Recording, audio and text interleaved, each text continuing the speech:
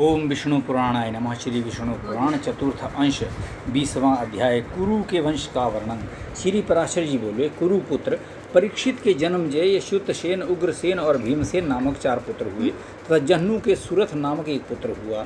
सुरथ के विदुरथ का जन्म हुआ। विदुरथ के सार्वभौम के जतसेन के आराधित के अयुतायु के अक्रोधन के देवातिथि तथा देवातिथि के अजमीढ़ के पुत्र ऋक्षस से भिन्न दूसरे ऋक्ष का जन्म हुआ। ऋक्ष से भीमसेन से दिलीप और दिलीप से प्रतीप नामक पुत्र हुआ।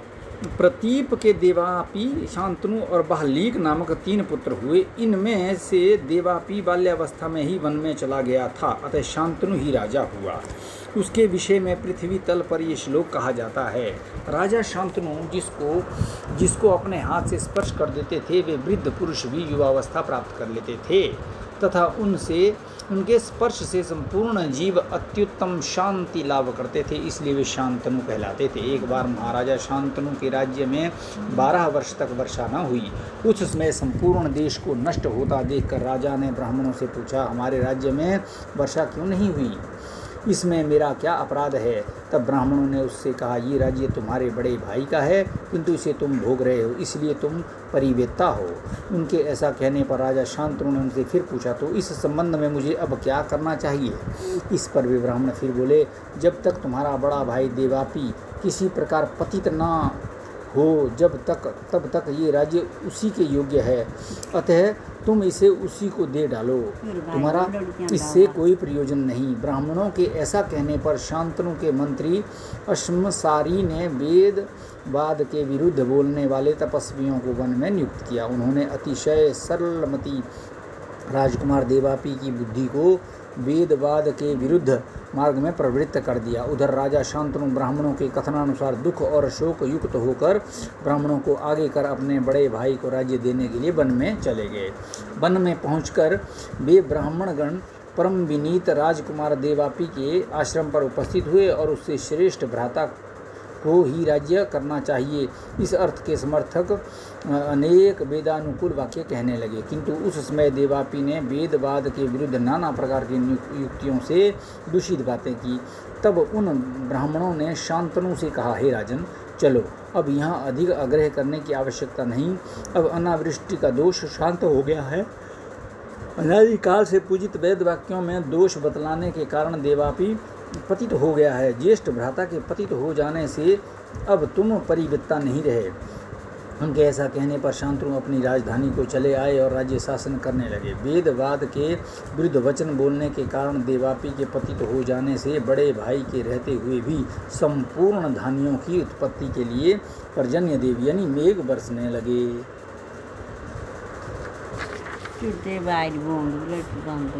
बहलीक के सोमदत्त नामक पुत्र हुआ तथा सोमदत्त के भूरिश्रवा और शल्य नामक 3 पुत्र हुए। शांतनु के गंगा जी से अतिशय कीर्तिमान तथा संपूर्ण शास्त्रों का जानने वाला भीष्म नामक पुत्र हुआ। शांतनु ने सत्यवती से चित्रांगद और विचित्र वीर्य नामक 2 पुत्र और भी उत्पन्न किए। उनमें से चित्रांगद को तो बाल्यावस्था में ही चित्रांगद नामक गंधर्व ने युद्ध में मार डाला। विचित्र वीर्य ने काशीराज की पुत्री अंबिका और अंबालिका से विवाह किया।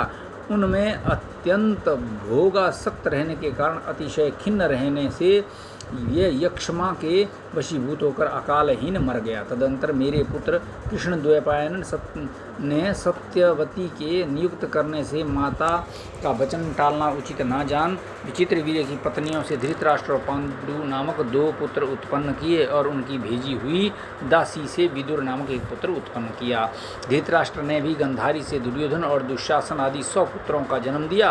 पांडु वन में आखेट करते समय ऋषि के शाप से संतानोत्पादन में असमर्थ हो गए थे, अतः उनकी स्त्री कुंती ने धर्म, वायु और इंद्र से क्रमशः युधिष्ठिर, भीम और अर्जुन नामक 3 पुत्र तथा माद्री से दोनों अश्विन कुमारों ने नकुल और सहदेव नामक 2 पुत्र उत्पन्न किए। इस प्रकार उनके 5 पुत्र हुए।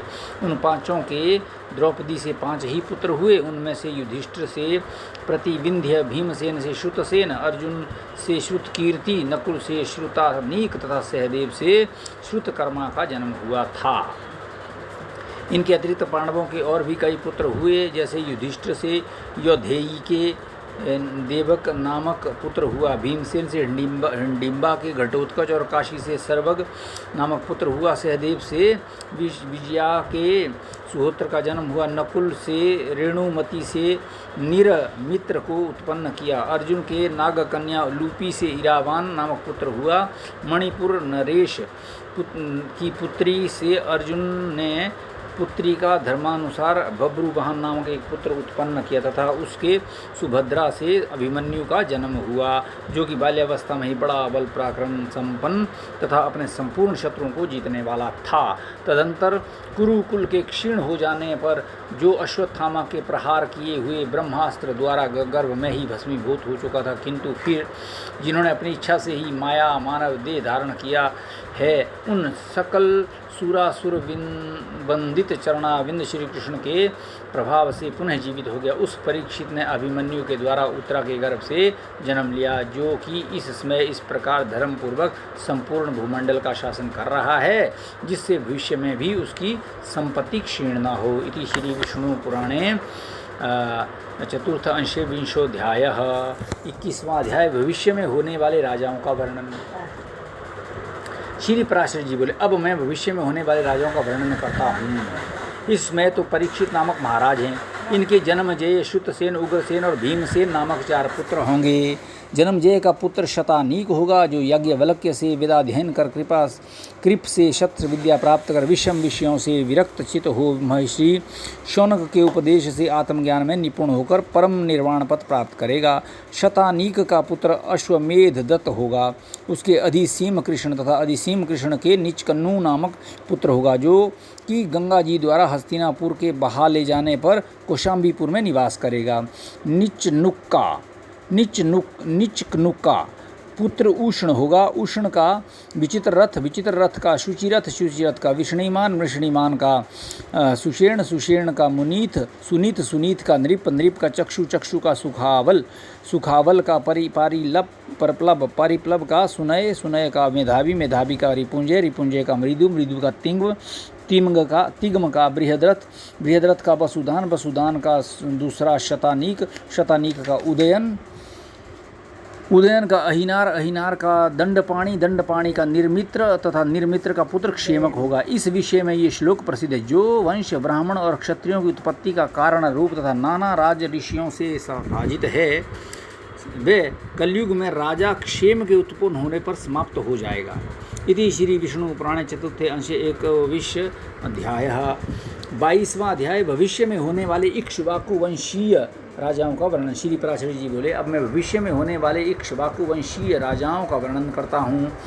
बृहद्वल का पुत्र बृहत्क्षण होगा। उसका उरुक्षय का वत्सव्यूह का प्रतिव्योम का दिवाकर का सहदेव का बृहदश्व का भानुरथ का प्रतीताश्व का सुप्रतीक का मरुदेव का सुनक्षत्र का किन्नर का अंतरिक्ष का सुपर्ण का अमित्रजित का बृहद्राज का धर्मी का कृतंजय का रणंजय का संजय का शाक्य का शुद्धोधन का राहुल का प्रसेनजीत का क्षुद्रक का कुंडक का सूरथ का सुमित्र नामक पुत्र होगा। ये सब इक्ष्वाकु वंश के वंश में बृहद की संतान होंगे। इस वंश के संबंध में ये श्लोक प्रसिद्ध है।